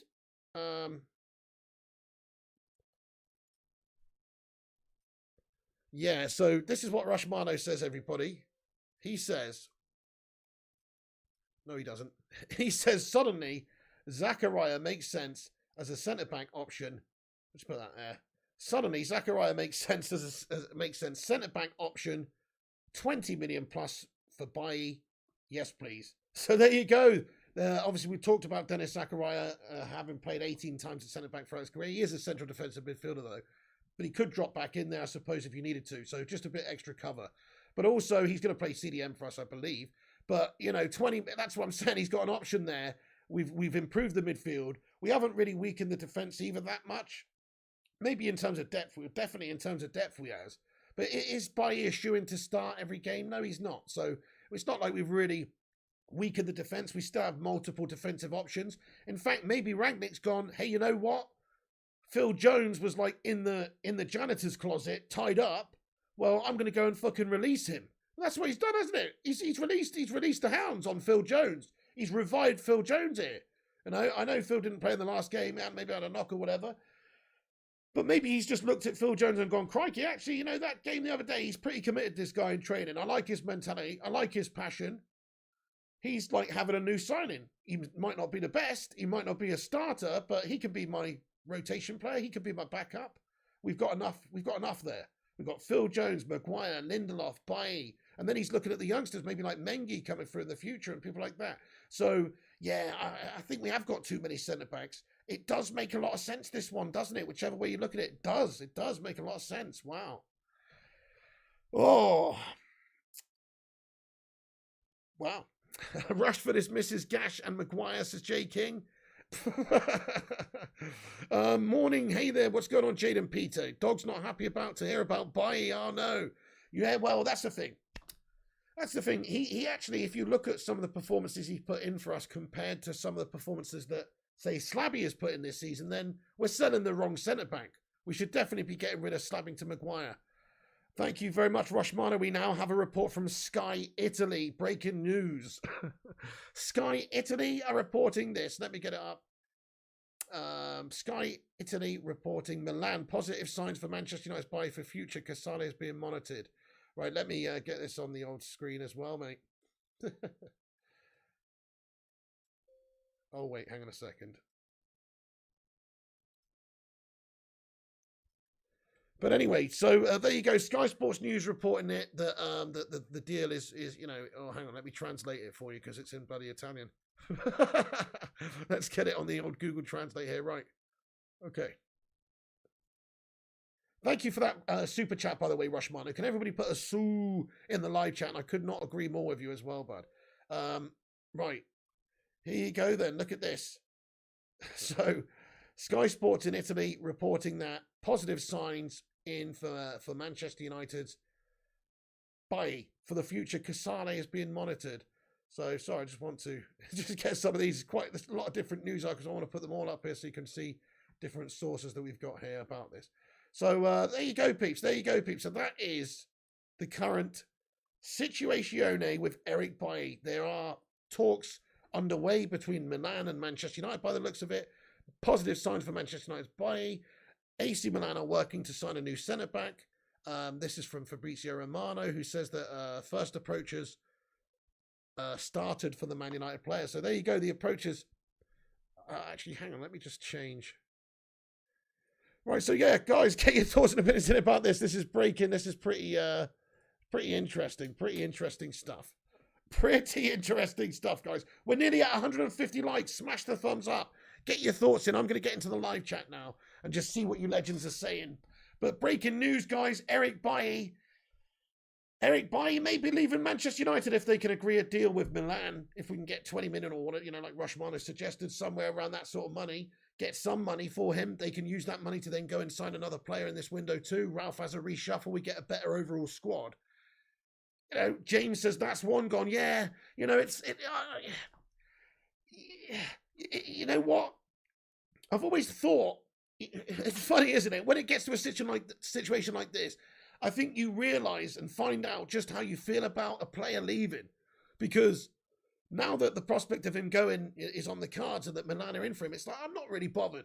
I'll be totally honest with you. It kind of makes sense from all points of view. Over his career, it's kind of been a bit of a misfiring career just because of injuries and suspensions and all the rest of it. So, I'm not that bothered about it. I think Man United could be a better team if we sold him plus a couple other players in this Jan window and signed two more players. I think we would be a better team if they're in the right positions and they're the right sorts of players. Unfortunately, we've got a lot of centre backs there, and it just doesn't really make sense.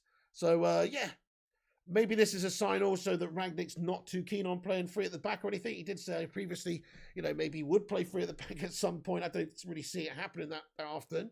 And sending a centre-back just goes to further suggest he's going to stick with four at the back. Ian Dawn says, just think we need a no-nonsense defender who doesn't try to do complicated things and just defends properly and gets rid of it. Yeah, Ian, absolutely. And then saying that, it doesn't even really mean that about the three at the back thing, because we still got a shitload of defenders here, although a couple of them are injury-prone. We've got Mengi coming through. But yes, good point, though, Ian. That's it. Keep it simple. I would like to see Mengi given some chances, actually. Loan Maguire, says J. King. Well, you could probably loan Maguire, but you're just going to have to pay him to play for somebody else then. Somebody probably would come in for Harry Maguire and be interested, but the fact of the matter is, it's not good value for anybody to pay us full wages. We're the only club stupid enough to pay him that sort of money, bro. Hey, thank you so much, Gungshi. I really appreciate you getting in here with a super chat, lad. Sue, let's get a Sue in there for Gungshi. Thank you very much, Gungers. He comments and says, hey, Piggy, I just woke up and you're live. Get in there, my son. Good job with the ham cams. Oh, thank you very much, Gungshi. Yeah. Appreciate everyone who watched the fan cam video. It was a bit of a nightmare yesterday. I was up all night editing that together because basically they had an issue recording the audio there and they sent it in a separate file, but they also sent the video format in a format that I couldn't edit with the software that I had, which we didn't plan for and wasn't supposed to happen. That was basically the issue that we had. But I got it sorted in the end. For next time, we'll know we'll know exactly what's going on. So yeah, it will be good. But I hope you enjoyed the fan cams on the channel. If you haven't seen it, guys, do watch the fan cams. I didn't put them in, I was supposed to obviously get them on as quickly as possible when they came through. But when they came through, there was all sorts of audio issues and format issues and stuff. And so it was just a bit of a gash situation. So they weren't able to go on, split up one by one last night as intended. I just released them all in one go this morning. So there's 15 minutes of fan cams on the channel, which if you want to check out, there's some great reactions in there from people, passionate, Rashford out and all the bloody rest of it. So if you want to go and check it out, please do. Fan cams on the channel. I'd appreciate that. Gungshi, thank you so much for your super chat. Legend. Absolute legend. Yeah, Gungshi says the interviews were good though, Pig. Very smooth and natural. I thought so too. I thought the lads did a very, very good job. So yeah, very pleased with them. And we'll be getting them to do them again. So yeah, should be good. Disco, when the new manager, obviously this time was a massive, it was a bit of it was just really late. So it didn't really have the same impact. But next time, hopefully, it will be good. But yes, please do show your support for the channel by going over there and checking out the fan cams and smashing a like and sharing them if you haven't. 1 like away from 150. Who's it going to be? Eamon Barrett. Yes, indeed. Manny Souflaki. What's going on, Manny? Hello. He says, how does signing Fareed Zakaria? Do you mean Dennis Zakaria from CNN? Wait, sorry. He says, how does signing Fareed Zakaria from CNN going to help the squad, mate? Well, he could probably help distribute a whole bunch of fake news. They'll sign him for the PR department, mate, to type up all that fake news, lad. You know what I'm saying? Spin these angles, come up with these stories. So, right, so, yeah, 150 get in there, my son. Put some blondes on the fan cams, Piggy. Great shout, Madhouse. Great shout. Right, okay, great shout. Yeah, that is actually a good shout. Shazad Ahmed. Shazad Ahmed. With a 15-month member highlighted comment. Let's just highlight Shazad Ahmed for a moment. What a fucking legend of a moderator and a human being. Everybody, can we get a massive love heart and a hashtag 15 months a member in there for Shazad? Appreciate you for supporting this channel all that time, man. That's epic. He says, Ten Hag or Poch, what's everyone's first choice manager in the summer? Let's answer him. Shazad Ahmed asks, Ten Hag or Poch, who does everybody prefer in the summer? If you had to choose one of those two. For me, out of those two, I would go Ten Hag. He's slightly, he's less proven, obviously, in terms of the Premier League, which is maybe a big drawback. And obviously, he's less proven in terms of being at a huge club like Manchester United. So that is the only concern there. The other aspects of it, though, the style of play, the football that we could potentially play, that stuff is more in keeping with what I would like to see. Hey, First Class Gamer, thank you for getting those Phil Jones emojis in there. How are you doing, you legend? Shane Doherty says Ten Hag all day. Ten Hag, says Johnny. Jarvis says fake news comment cracked me up. Nice. Ghosty says Ten Hag all day. The Vutinator says Ten Hag. Shazad Ahmed says Ten Hag. Okay, we all want Ten Hag then, guys. Compared, you know what it is? It's the lesser of two evils. Poch is a melt. He's an unproven melt at PSG there. He's melting. He melted at Spurs. And he will melt at Manchester United if he came, I think. He's not a proven winner. And I don't care if he wins the Farmers League or anything over there. Gungshi says Ten Hag all day. The Vutinator, you hero, says Ten Hag 100%. Yes. Oh, I did that one yesterday, Rushmano, mate. You missed it. Join the watch long. I did that one, mate. But you know what? Never mind. I'll come back to that. So, Dave, Piggy, I've got some news you might not have heard of. Could you read my comment I'm about to write, please? Says 133. Okay. And of course, if it's not like fake news, if it's not some Donald Trump CNN fucking gash, then yeah, mate. Go on then. Let's. Okay. Oh, really? 133 says, if you didn't know already, Piggy, Rashford has been feeling down since his girlfriend left him, and I believe it was affecting his performance, but they're back together now. Okay. Are you for real? Are you for real? He needs to fucking sort his fucking life out then, doesn't he? Letting that shit affect whether he's playing hard for Manchester United or not. Piss poor. That's fucking piss poor. That better not be the case, mate. He should leave that at the door, mate, when he gets on the pitch, man. Man the fuck up. Oh, yeah, having a little bit of a break, are you, with your missus? Oh, no, I'm not gonna. Sorry, I'm not gonna. Sorry, guys, I'm not gonna do that. It is sad. Anyway, there's people dying out there, starving, dying from malaria in Africa and stuff, guys. For fuck's sake, let's get some perspective here. Man the fuck up. Anyway, listen, that's what 133 says. He just put that in the chat. I don't know if that's not confirmed. I don't know if that's true. I don't know if that's true. Okay, oh, by the way, we got another update here. Thank you. It's all coming up tonight. Thank you very much, Rushy Mano, for getting in here with... By the way, let's get some love hearts in there for Rush Mano. If you're not aware of Rush Mano, he's got a Twitter page where he puts all updates and stuff about Manchester United as well. Put your link in the chat there, Rush Mano. He's an absolute lad. Check him out, but he sends me all these updates live, so they're breaking when we've got them on the channel as well. He has an absolute don. He's got great connections. Oh, shit. Great sources and all the rest of it. But anyway... Dean Henderson, likely to go on loan, guys. There's a possibility, not likely, possibility that Dean Henderson will be going on loan this January window. Seems like a loan deal is more likely than a permanent move at this moment in time. So quite interesting. There you go, guys. Maybe that is the situation with Dean Henderson. Hopefully, it makes sense, doesn't he? We didn't play in the FA Cup game. If he was going to get some game time, maybe he'd be happy to stay. But if he's going to fight his way into the England setup, he needs to go play for another team for a year. And he's got to go now. He's got to go now. If there's a couple of goalkeepers way ahead of him in terms of the England pecking order. Obviously, Pickford is probably the one who's going to get played anyway because Gareth Southgate absolutely loves him. And then also, Ramsdale's coming through. And so it's just, he's got to go somewhere else and play. He's actually just going to have one of those shit careers. He's going to turn out like fucking Richard Wright at Ipswich or whatever, mate. If he's not careful, end up going to sign for a championship side, mate. Actually, is that who I mean? I don't know. Or like, Raymond van der Gaal. Like, who the fuck is that guy? Raymond van der Gaal, you know what I'm saying? Like, no, don't get me wrong. He was obviously, good backup for us and all that. But it's like, fucking hell, he was just a complete backup forever. You got to go out there and spread your wings, Dean. You got to spread your wings, Dean. Raymond van der Gaal, mate, what a legend. God almighty, that makes me feel old. He's 58 now. You what? How did Raymond van der Gaal get to be 50? How is he 58 years old now? That's mental. That makes me feel so old. I used to play that guy on, have him as my backup on Championship Manager 98 and stuff like that, or whatever it was. Okay, so there you go. But anyway, he was at Manchester United. This is what I'm talking about, though.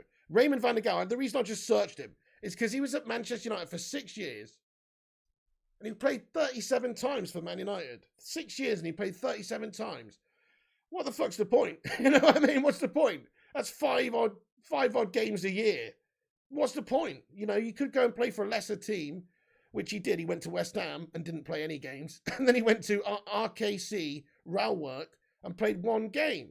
And then he played for Agoaf Apeldoorn, who I've never even fucking heard of, but they're a Dutch team, to be fair. And he played 100 times for them, to be fair. But it's like, he should have taken an opportunity earlier to go and try and play and develop as a player. Because you just stagnate. If you don't play, if you don't get in the match game, you can't hit those peaks, hit those levels and improve to the same degree as somebody who's obviously getting all the games. So, yeah, I think that for his own good, he's got to go, doesn't he? Oh, he's got to go. Right, okay. Let me get in the live chat. Just have a bit of a Q&A here, peeps. I'm not going to stick on too much longer, so I've got to get on for FIFA and stuff. But there's Rush Marno's page, by the way, guys. So go over, click that link. It says, take a look at Transfers MUFC, Transfers_UTD on Twitter. Go give him a follow-up, guys. Rush Marno, thank you so much. Get in there, you legend. Yeah, click that link. Go give Rush Marno a follow. Patricia O'Driscoll says, maybe this is the start of something good. New players coming in. I think so. I think so too, because Rangnick's obviously got the freedoms to reshuffle things. He might not have been given much money by the Glazers, but he's probably been told by them, essentially, you can generate what you can sell. Generate what you money from players you can sell. Dean Henderson, jog on, says Jonathan Gallagher. Another backup. Yeah, Rush Mono, Spurs and Newcastle interested in Hendo. It says Shazan Ahmed, interesting. Jarvis Cocker says, get Henderson on loan. We don't need our 4 fucking goalkeepers. Our club is a mess. Good point. But then again, what are our other goalkeepers you talk of there? Is it Tom Heaton and Lee Grant? I mean, Tom Heaton as a backup, that's fine, isn't it, for now? Unless David De Gea did get injured for a significant amount of time, then it would be that would be shit, and we'd wish we had Dean Henderson. Kung-Shi says the girlfriend is making him drive her home after it gets dark. Oh my goodness me! Kung-Shi, that's a good one. The girlfriend is making him drive her home after it gets dark. Oh my goodness me!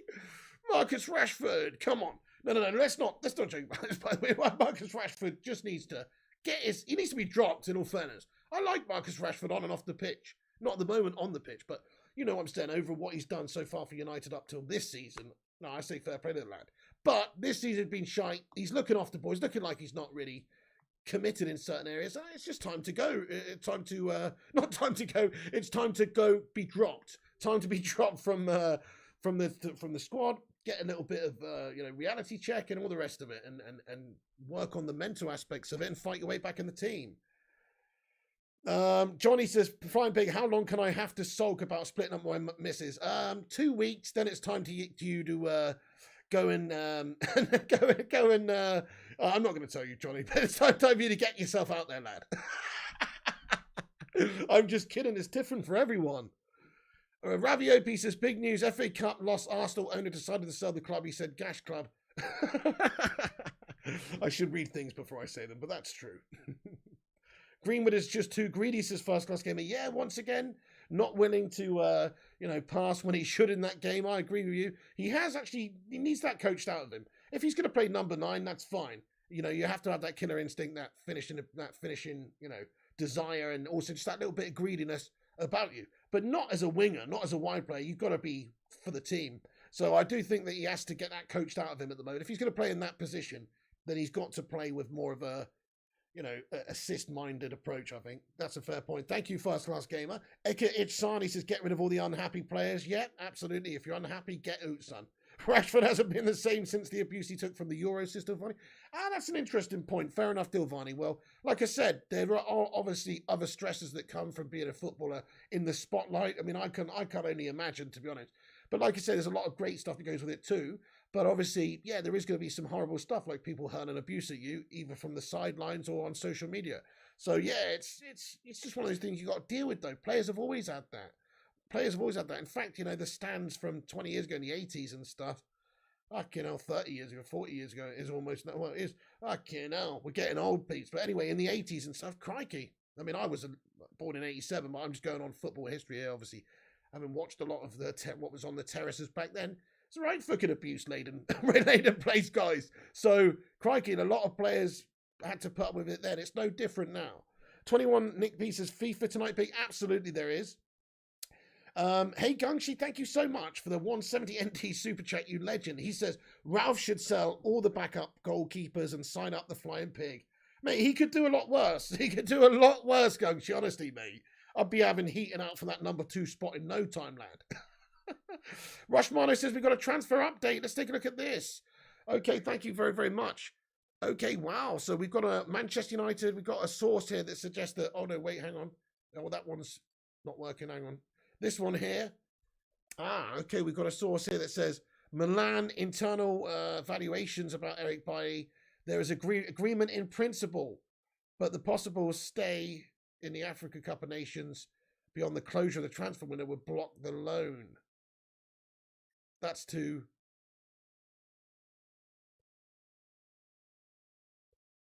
Oh, so...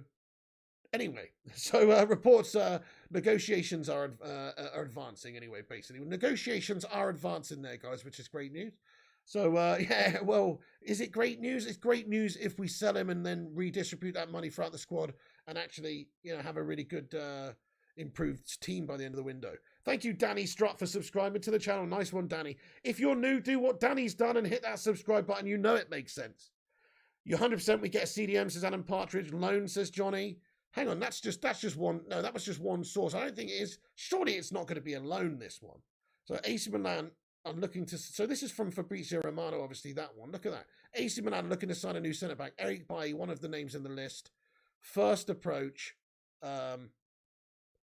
Look at that. First approach has started for Man United player. Nothing advanced yet. It doesn't really... I mean, I haven't got... I don't know yet. Basically, I don't think so. I think it would be a transfer. But hey, maybe it is for a loan deal. I don't know. We'll have to wait and see what more comes out about this one, guys.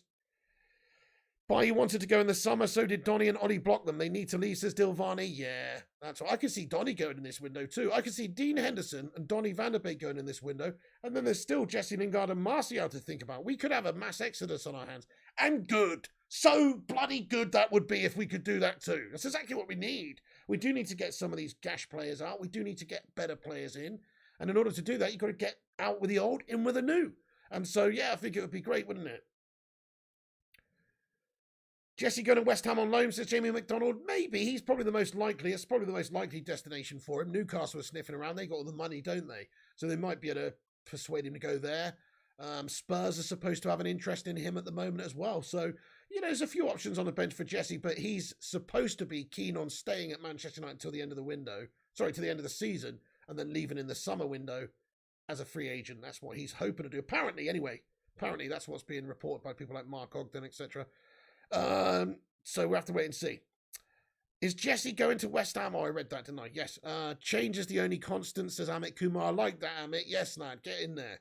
United wanted 30 million for Lingard, says First Class Gamer.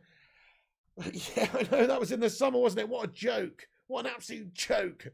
I mean, we should have sold him for 12, 15 million, no dramas, at that time. Now, I think we're almost just prepared to keep hold of him just so we don't have egg on our face and take a few £1,000,000 for him now, because that's all you could get for Jesse right now in this window is a few £1,000,000. They can sign him in the summer for nothing, and Jesse can get more money, and they can probably get a better deal as well. So, it's yeah, exactly. They're not going to come in and buy him for 10 or 12 million now. They're going to want to pay basically nothing. But even then, you should do it. Even then, you should get rid of Jesse Lingard, in my opinion. Right, okay then. Get in there, my son. So, interesting night's news, guys. Dennis Zakaria, Manchester United, talks with Mönchengladbach. Talks, no offers yet, but talks underway. And then in regards to, Eric Bailly, Milan have that interest in Eric Bailly and opened up discussions with Manchester United also. So there's a couple of big things that are going on here. Bailly, further info. Thank you, Rushmano's just sent me a bit more further information. Let me translate this.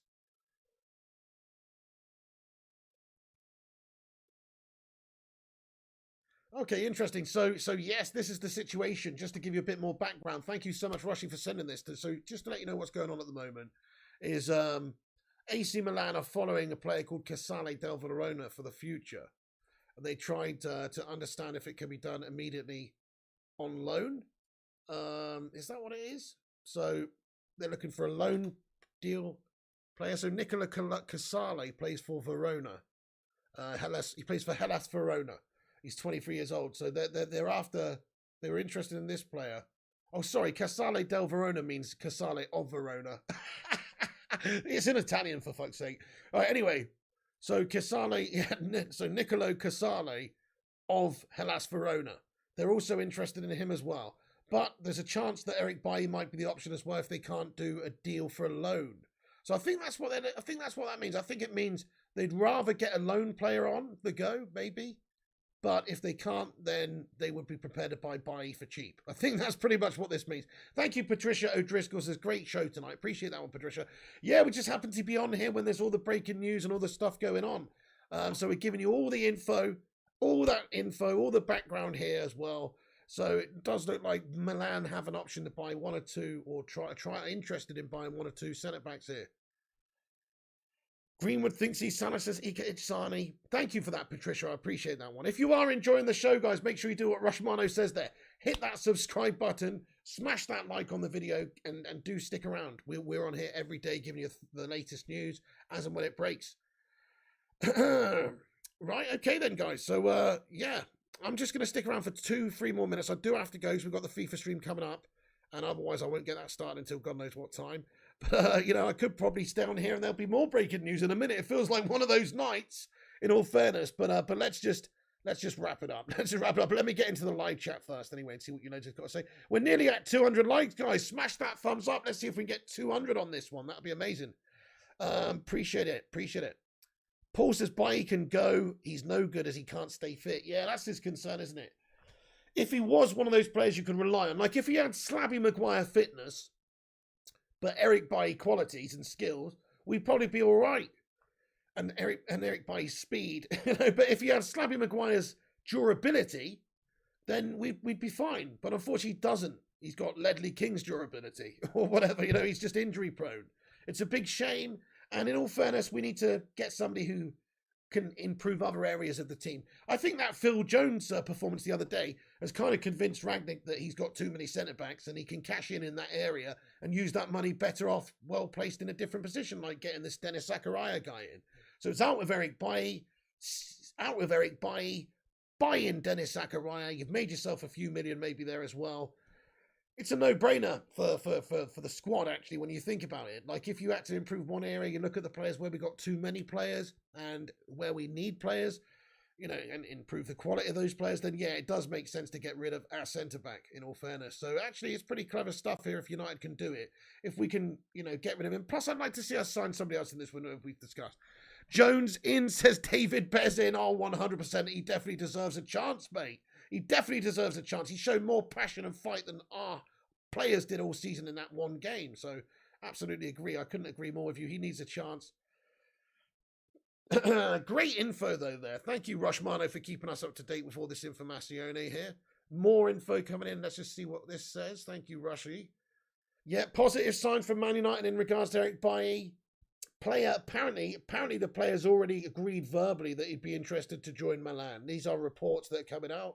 And Di Marzio reporting this, obviously. Di Marzio, Gianluca Di Marzio over at Sky Sports in Italy is reporting, that that is the case. So, wow. So it's reporting that it's agreed. Interesting. So he's reporting it. It's right there. It's right there, isn't it? It's right here. It's right here. Eric Bailly has agreed to join AC Milan in the last few hours. There's been positive signs from MUFC. Milan are making their... Yeah, but thank you, Rushmore. He sent me another source, Sent me another source to say Bailly says yes to the move, guys. So that's it. Basically, Bailly wants to go. Manchester United probably going to look into cash in to be able to redistribute that throughout the rest of the squad, guys. That is the situation. You heard it here first. Or maybe you didn't, but you probably couldn't have heard it anywhere quicker anyway. So there you go. Thank you very much for everyone who's joined us tonight. I'm going to get into the comments for 2 more minutes, and then I'm going to wrap this video up. But do hit the like and hit the subscribe and all that. Kessie from Milan's contract expires in the summer, says Spad W. Good point, good point. Yeah, he could maybe be added then. Thank you, Rush Monis. It's a great show, guys. Appreciate you, man. Gungshi, you bloody legend as well. Thank you for getting in here throughout. And the Vutinator, all the moderators, all the Blue Spanner posse here, Johnny Gallagher too, and everybody. Thank you so much for moderating the chat. Big God Bob, what's going on? Says Ronnie O'Sullivan's a genius, whereas Rashford is thick as fuck. So Psychiatrist won't be. I don't know. It's a bit harsh, Big God Bob. What do you mean? I don't think Ronnie O'Sullivan's actually that that academically bright though. He's fucking great with a stick in his hand, But I don't know. I don't think he's got any PhD in fucking philosophy or anything, bro. But no, fair enough. That's harsh, mate. On Rashi, that is. Great stream, says Shazad. Jamie McDonald says the ones who want to leave scared of hard work. Simple. Great show. Thank you, Jamie McDonald. I hope so too, but I hope we get rid of the people who aren't prepared to to work hard for this shirt, man. That's what it should be. Thank you, Vincent Bullock. Says, great fan cams, by the way, Pig. Can't wait to see more. Thank you, Vincent Bullock, man. Yeah, if you haven't seen the fan cams, do watch the fan cams. In fact, where's the link to the... Oh, don't worry about it. Well, actually, go and check out my TikTok, guys. There you go. There's my TikTok pinned at the top of the chat. Right, there's my TikTok there. Subscribe to my TikTok, guys. If you're on TikTok, I'm going to start putting clips and stuff on TikTok regularly. So go and subscribe to TikTok. Help me out. If you're on TikTok, go and follow Flying Pig United on TikTok. And plus, click that link, and there's some just short versions of the fan cams. If you want to watch the long versions, I'll just put little clips on there, just, like little hot take type things. So if you could go over there and smash a love heart on it and follow the channel over there on TikTok, that would be amazing. Yeah, fan cam Sue. Thank you, OP Dragon. Thank you, Gungshi. Mommy! Andrew Cause, get in there, Rushmon. 177 likes. Get in there. Jarvis says, we're at the point when we should consider selling Rashford. He's stagnated and about to become another Welbeck. Funny you say that, Jarvis. I basically said that earlier. Or he said he's on the verge of becoming a Welbeck. He needs to step up right now. Otherwise, it's going to be Welbeck City for him, mate. Thank you, Amit Kunar. Appreciate you. Disco Dave says, epic stream, mate. Thank you for the breaking news. And big sue to Rushmano. Yeah, seriously, get some love hearts in there for Rushmano. Once again, Rushy, put your link to your Twitter page in there. Go give him a follow because he puts all the great info on there regularly also. So, Gideon, yes, there is going to be a FIFA stream tonight, mate. Give me half an hour or so. First Class Gamer, Johnny Gallagher, Dizzy Red Devil, OP Dragon, Madhouse, Niall Kane, big up yourself. I'm going to wrap this video up there then. That is the latest news. Thank you so much for tuning in, everybody. I really appreciate you stopping by. Oh, wait a second. We got an update quickly here on Diallo. Thank you, Rushy. So, yeah, debate in the last few days. Birmingham still the front runners for Diallo loan, but Manchester United are undecided at this moment in time whether or not they're going to let him out on loan. This is what we've got from a source here, just simply because I guess it's because of, well, this Rashford situation. He's not really playing well. We could probably do with some wide players at the club, in all fairness. Martial might be leaving, you know, all the rest of it. But me personally, I think he could probably do with going out on loan and playing, because we're not bloody playing him. We don't want another player's development to just completely stop. Anyway, guys, thanks for watching this stream. That's it. If you want to continue the debate, come back after this show's finished. Get your thoughts and opinions in the not live comment section afterwards. Come back after, debate with us, myself, and everyone about who you think we should get this window. Looks like Zakaria, though, is realistic. Looks like there's a bid incoming. That's great news. Also, looks like Milan put in almost an RKO out of nowhere, so to speak, for a bid with cheeky little chance at Eric Bailly from Man United. And Manchester United understood to be, you know, depending on the situation, the deal, of course, probably interested to let him go. Thank you, Jaden Peter Karamales. Appreciate you so much. Thank you so much. Thank you, OP Dragon, Dilvani, Jarhead, O'Damler as well. Appreciate you. Eamon, Johnny as well, you legend. Thank you, bro. Eamon, have a great night. Eamon Barrett, Wiggy, Rushy, Vooty, Gungshi, DJ Disco Dave, Manhouse, Dizzy Red Devil, and everybody else. That's it from me. Thanks for watching. Do smash the like, hit the subs. We'll be back tomorrow. Click that bell icon like your name was Quasimodo. Esmeralda the bells. And I shall see you in a bit for FIFA. We'll be back, but we'll also give you all the latest transfer news tomorrow. So when I'm up tomorrow, I will get bang on with the latest Zakaria updates, Eric Bailly updates, and anything else that comes out. So look out for that. Probably going to get on around about 3 p.m. UK time and give you a breakdown of all the day's news. And then I'll be on again in the evening, give you a breakdown of all the evening's latest news, because looks like things are kicking off, guys, with Man United at the transfer window. Finally! Looks like we're going to actually get somebody in this window. So, you know, we'll see. I'll keep you posted, guys. Stick with me. I'll stick with you. See you in a bit, peeps. That's the end of the show. Thanks for watching. Soon.